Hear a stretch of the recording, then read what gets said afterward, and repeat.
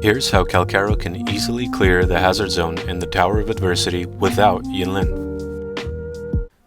Welcome back. So today we're going to go clear the Heron in the hazard zone with Calcharo and Sanhua. I've been having a blast with this team, so let's jump right in. First off, let's start with the build. Calcharo is maxed. I've shown this in many of my previous videos. Nothing's changed except that I'm now memeing by using the Spectral Prism as my main echo. Full disclaimer once again for anybody who hasn't clued in yet, my videos are not a guide on optimal rotations and the best in class combos and echoes to use. Don't do this. This is a meme, obviously. The rest of the build is exactly the same. All of the substats are exactly the same as all of my previous videos. Again, I'm the Calcharo guy, so I had to max them out. The skills, most of them are maxed as well. I haven't maxed out normal attacks or intro skills, but that's fine. Now as for Sanhua, she's only level 70, and I'm running her with an Originite Type 2 weapon just to proc this heal whenever I cast a Resonance Liberation, which is pretty much every rotation. And now I'm pairing that with a Rejuvenating Glow set, so that I can get the damage buff whenever I proc that heal.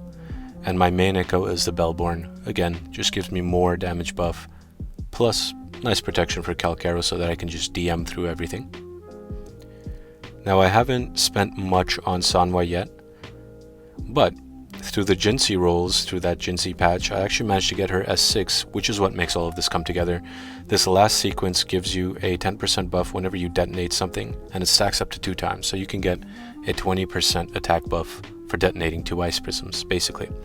Now the floor has an interesting mechanic. Whenever characters receive healing, it increases the team's crit rate by 10% and crit damage by 30%.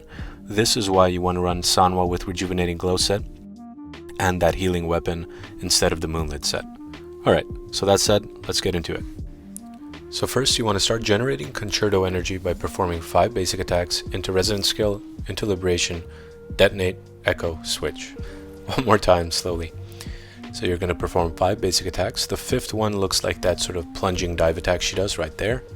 Into a Resonance Skill, into Liberation, and then hold the heavy attack until you can get into that section of the Forte bar, Detonate, Echo, and Switch. And you've just given Calcharo a 20% attack buff from her sequences, the healing proc buff, the echo buff as well. Now from here you do the combo that I've reviewed many times with Calcharo. Let's go over it slowly. Basic, E, dash forward, basic, E. I'm throwing in that nifty Spectral Prism echo in the middle of my 3rd E as well. Obviously, you don't have to do that. That's just a meme. Now you'll notice here I keep my eye on the Forte gauge and I cancel with an E there. So let's take a look at that again. So I'm keeping my eye right on the Forte gauge on that 3rd basic attack that is long. I just cancel it out with a Resonance Skill. This is how you can make sure to get as many Death Messengers off as possible within the Resonance Liberation time window. And then the rest of the fight is honestly fairly straightforward. You just keep switching back and forth. Sanhua is so quick to generate Concerto that you're almost constantly going to be staggering this boss. Now the tricky part is that this boss flies away a lot and then does this head movement thing where he goes into like a vacuum cleaner mode. You could just get behind him like that. Let's do that one more time. It's a little cheeky. So you can just grapple behind. Now if I had done that a little bit quicker, I would have probably been able to get off my Death Messenger, but anyways, I missed it. It's okay. So same principle, just keep switching, detonate 2 ice prisms, echo, and as soon as you can, switch back to Calcharo. Sometimes you're going to be off a little bit, just do a few basic attacks and you'll get it. And essentially the entire reason that this sort of build works is because of that second mechanic on the floor.